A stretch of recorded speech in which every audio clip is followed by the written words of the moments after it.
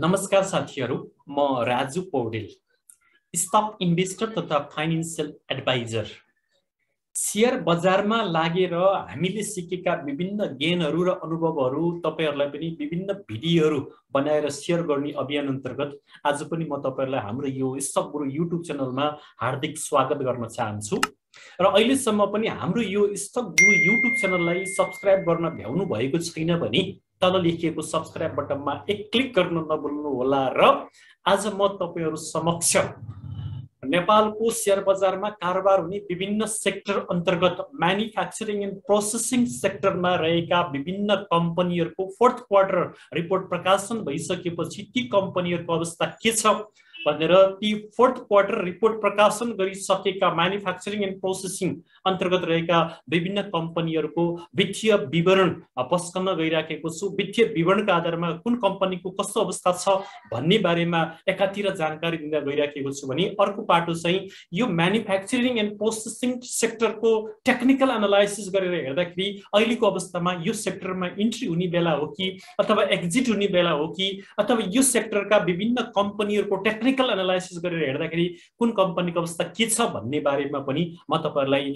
जानकारी दिन गइराखेको छु। अब म तपाईहरुको ध्यान यो म्यानुफ्याक्चरिङ एन्ड प्रोसेसिङ सेक्टर अन्तर्गतका विभिन्न कम्पनीहरु जो 5 वटा कम्पनी मात्र यो सेक्टरमा पर्दा रहेछन्, यी 5 वटा कम्पनीहरुको फोर्थ क्वार्टरको रिपोर्टमा वित्तीय चिरफार गरेर तपाईहरु समक्ष प्रस्तुत गर्न गइराखेको छु।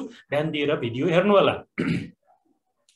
अब प्राइसको आधारमा सबैभन्दा हाईएस्ट प्राइस भएको युनिलिभर नेपाल रहेछ, जसको 19,501 यसको आजको दिनको प्राइस रहेछ भने बोटलर्स नेपाल तराईको 10,511, हिमालयन डिस्टिलरी लिमिटेडको 6,949, बोटलर्स नेपाल बालाजुको 1903.9 र शिवमको 1700 प्राइस आजको दिन बन्द भएको रहेछ भने पेड अफ क्यापिटलको आधारमा हेर्दाखेरि सबैभन्दा बढी पेड अफ क्यापिटल भएको शिवम कम्पनी लिमिटेड रहेछ, जसको 4,40 करोड पेड अफ क्यापिटल छ भने दोस्रोमा चाहिँ हिमालयन डिस्टिलरी लिमिटेड कम्पनी रहेछ, जसको 86 करोड 77 लाख 2,000 भन्दा माथि यसको पेड अफ क्यापिटल रहेछ भने तेस्रोमा चाहिँ बोटलर्स नेपाल बालाजु लिमिटेड, जसको चाहिँ 19 करोड 48 लाख 89 हजार मात्र यसको चुक्ता पुँजी रहेछ भने चौथोमा चाहिँ बोटलर्स नेपाल तराईको जम्मा 12 करोड 10 लाख मात्र यसको पेड अफ क्यापिटल रहेछ भने अन्तिममा चाहिँ युनिलिभर नेपाल लिमिटेड जसको 9 करोड 21 लाख मात्र पेड अफ क्यापिटल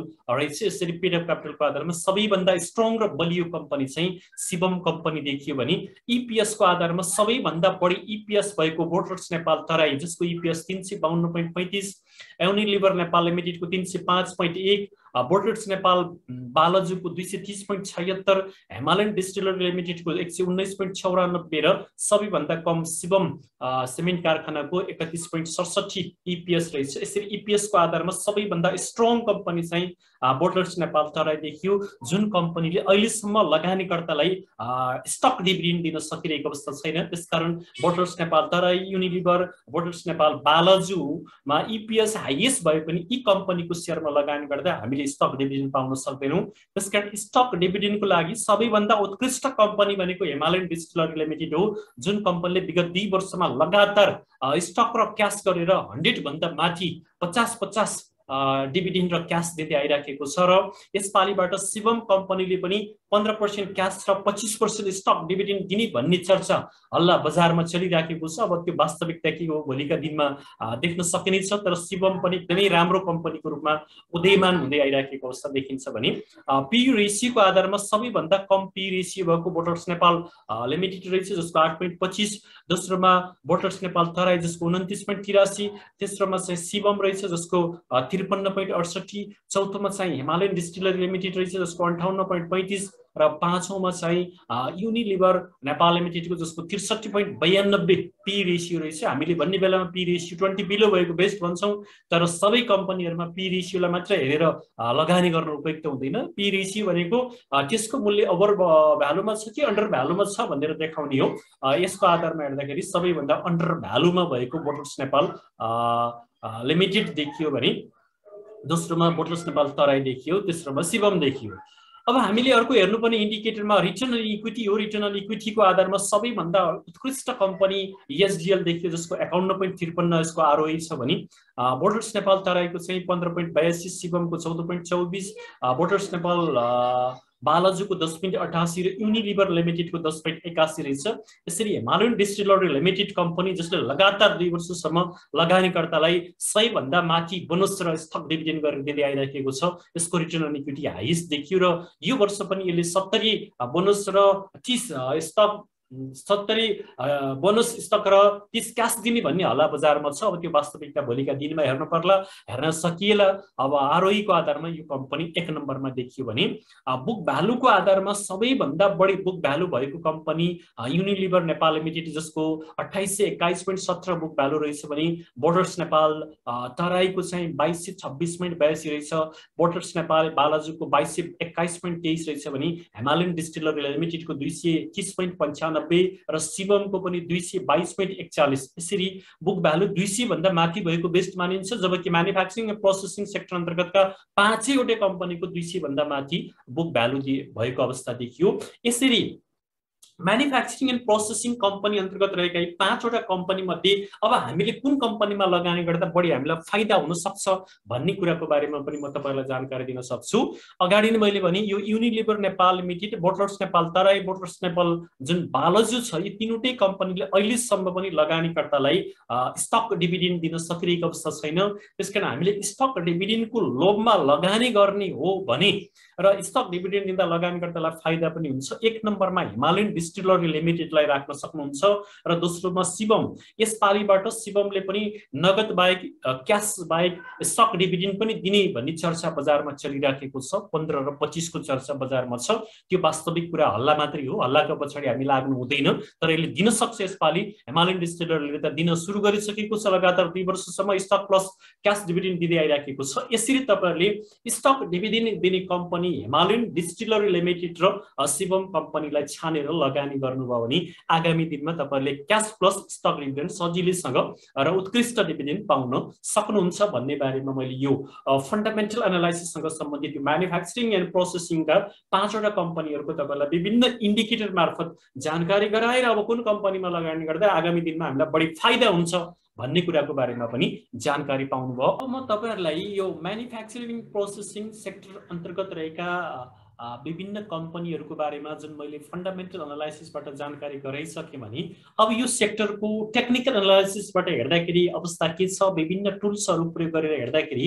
यो सेक्टरको अवस्था के छ, हामी अहिले यो सेक्टरबाट एक्जिट हुने बेला हो कि एन्ट्री हुने बेला हो भन्ने कुरा पनि म जानकारी गराउन चाहन्छु। सर्वप्रथम तपाईहरुलाई म यो बोलिन्जर बेन्ड र क्यान्डल स्टिकबाट जानकारी गराउन चाहन्छु।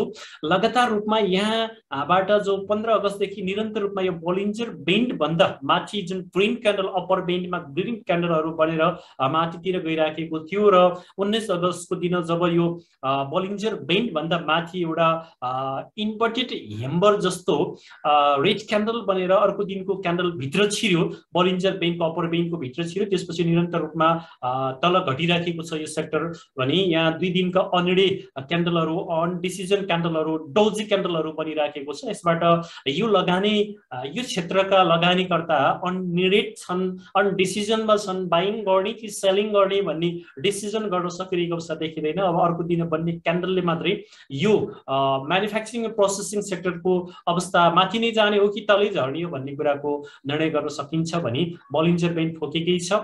यसबाट हेर्दाखेरि अवस्था यस्तो छ भने भोल्युमबाट हेर्दाखेरि एभरेज भोल्युम भन्दा माथि नै भोल्युमका क्यान्डलहरु बनिराखेका छन् अस्तिको दिनको बाहेक, तर क्यान्डलहरु निरन्तर रूपमा राता क्यान्डल बनिराखेका छन्। यसबाट यो सेक्टरमा सेलिङ प्रेसर छ भन्ने बुझिन्छ भने यता चाहिँ आरएसआई बाट हेर्दाखेरि लगभग आरएसआई 60 मा आएर ठोकिसकेको अवस्था छ। यदि यो आरएसआई ले 60 मा सपोर्ट लिएर यहाँबाट युटर्न भयो भने हामी इन्ट्री हुने हो, यहाँबाट तलतिर झर्न थाल्यो भने हामी अझ एक्जिट भएर निक्लने हो कि त हामी यहाँ एक्जिट हुनुपर्ने थियो, यहाँ एक्जिट हुन नसकेका साथीहरु अब यहाँ गएर एक्जिट हुनुपर्ने अवस्था हुन्छ। यदि 60 मा सपोर्ट लिएन र तलतिर आरएसआई गयो भने हामी यहाँ एक्जिट हुने र तलतिर आएर विगतका अवस्था कहाँबाट फर्केको छ त्यसलाई हेरेर कहाँसम्म यो आउन सक्छ, त्यो आएर घुम्न थालेपछि हामी एन्ट्री हुने अवस्था छ। तर यसले 60 मा सपोर्ट लिन्छ भन्ने मलाई आशा लागिराखेको छ भने यता चाहिँ एमएससीडी जुन 12 डेजको यो ब्लू कलर छ, यो ब्लू कलरले 26 डेको जुन रेड कलरलाई काटेर तल गइसक्यो।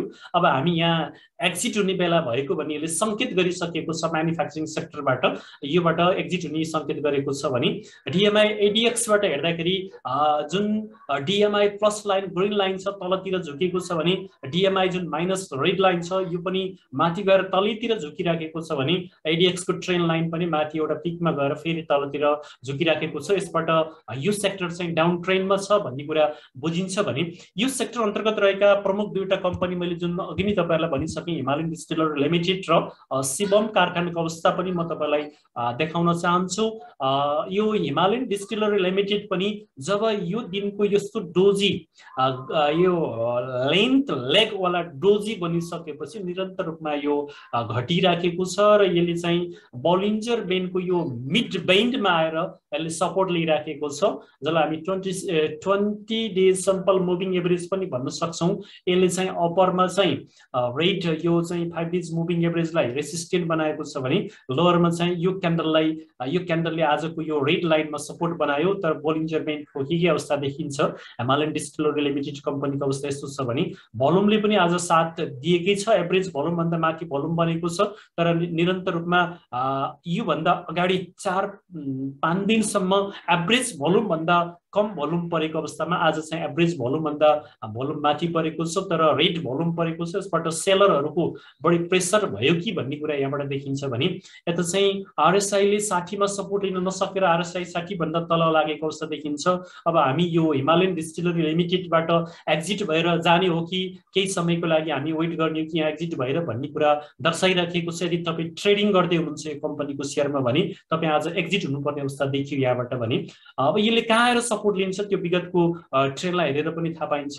यता चाहिँ यो एमएससीडी को जुन 12 डेज लाइनले 26 रेड लाइनलाई काटेर तल झरेको अवस्था भएको हुनाले यहाँ पनि हामी एक्जिटै हुनुपर्ने अवस्थाले देखाइराखेको छ एमएससीडीबाट भने पनि। यता तपाईँको डिएमआई जुन प्लस ग्रिन लाइन हो यो तलतिर झुकेको छ, डिएमआई माइनस लाइन चाहिँ जो माथितिर गइराखेको छ, यसबाट यो एडिएक्स को लाइन पनि यो ट्रेन लाइन पनि तलतिर झुक्न थाल्यो। यसबाट के बुझिन्छ त भन्दा एसडिएल को चाहिँ अफ ट्रेन होइन डाउन ट्रेन सुरु भएको भन्ने कुरा संकेत गरिराखेको छ भने एसडिएल मा चाहिँ अब हामी ट्रेडिङ गर्ने साथीहरू यहाँबाट एक्जिट हुनुपर्ने अवस्था देखिराखेको छ भने शिवमको अवस्था के छ भनेर पनि म तपाईलाई जानकारी गराउन चाहन्छु।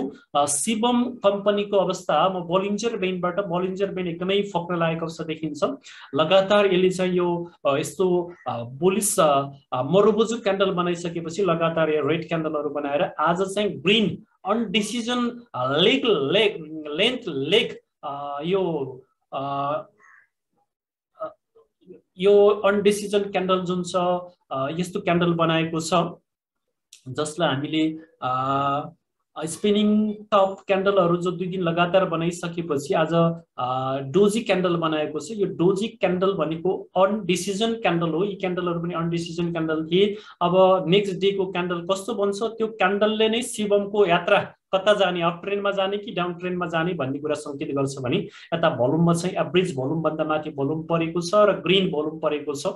यसबाट आज बायरको प्रेसर बढेको संकेत गर्छ भने यता चाहिँ आरएसआईले ठ्याक्क 60 मा सपोर्ट लिएर 59 मा सपोर्ट लिएर फर्केको अवस्था छ। आज हामी यो आरएसआईलाई आधार मान्दाखेरि शिवम सिमेन्ट कारखानाको शेयरमा इन्ट्री हुने बेला देखिएको थियो। आज हामी इन्ट्री भएको भए यसले एउटा नयाँ हाई बनाएर फेरि माथि नै जाने अवस्था देखिन्छ आरएसआईबाट हेर्दाखेरि भने। एमएससीडी को पनि यो 12 डेज को जुन ब्लू कलर लाइन छ त्यो माथि नै छ, रेड तलै छ, बारहरू लामा भएर छुटिन थालेका छन् यस्तो अवस्था देखिन्छ भने यता चाहिँ डिएमआई एडिएक्स बाट हेर्दाखेरि एडिएक्स को जुन ट्रेन लाइन छ यो ट्रेन लाइन यहाँबाट तलतिर घुम्न थाल्यो भने डिएमआई प्लस लाइन तल आएर फेरि माथितिर फर्क्यो र डिएमआई माइनस लाइन माथि गएर फेरि तलतिर फर्क्यो भनेपछि यो शिवम सिमेन्ट कारखानाको शेयर अब अफ ट्रेनमा जान सक्ने अवस्था देखिन्छ। यसरी यी विभिन्न टुल्सहरुबाट यी दुईवटा कम्पनीको विश्लेषण गर्दाको अवस्था मैले तपाईलाई जानकारी गराए भने यता अब यो ज्योतिषीय टुल्स भनेर हामीले तपाईहरुलाई भन्ने गरेका छौं। यो फिबोनाचीबाट हेर्दाखेरि जुन हिमालयन डिस्टिलरी लिमिटेड कम्पनीको अवस्था के छ भनेर पनि म तपाईहरुलाई जानकारी गराउन चाहन्छु। हामीले यसको चाहिँ सपोर्ट हेर्न गइराखेका छौं किन भन्दा यो तलतिर गइराखेको छ। यदि क्यान्डलहरु तलतिर डाउन ट्रेन्डमा छन् भने सपोर्ट हेर्नुपर्ने हुन्छ, यदि क्यान्डलहरु अप ट्रेन्डमा छन् भने हामीले रेसिस्टेन्स हेर्नुपर्ने हुन्छ।